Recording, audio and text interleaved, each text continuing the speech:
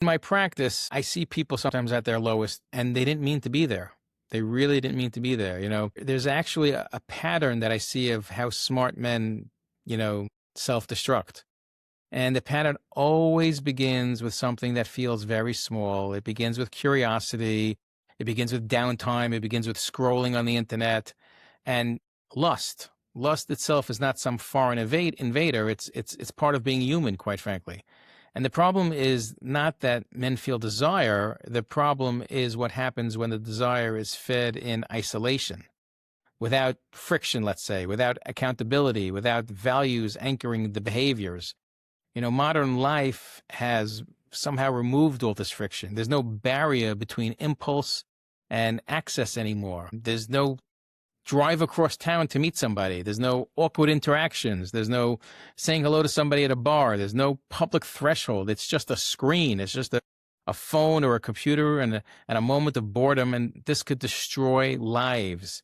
The brain quickly adapts, and what once stimulates what becomes normal, and what once was thrilling all of a sudden becomes routine, and it needs more and it needs more, and you have to feed it some more. So when a man starts consuming, or a woman starts consuming explicit material over time, that same material no longer produces the same effect, right? Because the brain becomes normalizing it. This is not morality. This is neurobiology, quite frankly.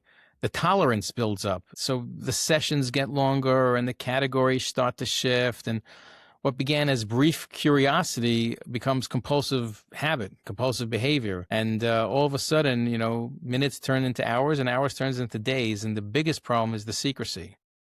When secrecy starts replacing transparency, we have problems. Secrecy is the biggest telltale sign of a problem starting. If you're living in secrecy, if you're hiding things from your spouse, if you're hiding things from your family, you're hiding things from your boss, you're hiding things from yourself, quite frankly, that's the time to start seeking help. It's a danger zone. And smart men are particularly vulnerable to it because they're excellent at rationalizing their behavior. Intelligence does not prevent compulsion.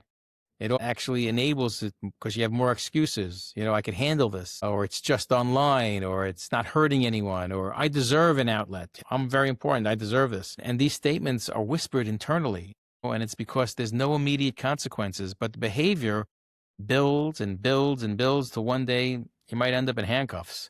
And nobody wants that. So the escalation is gradual.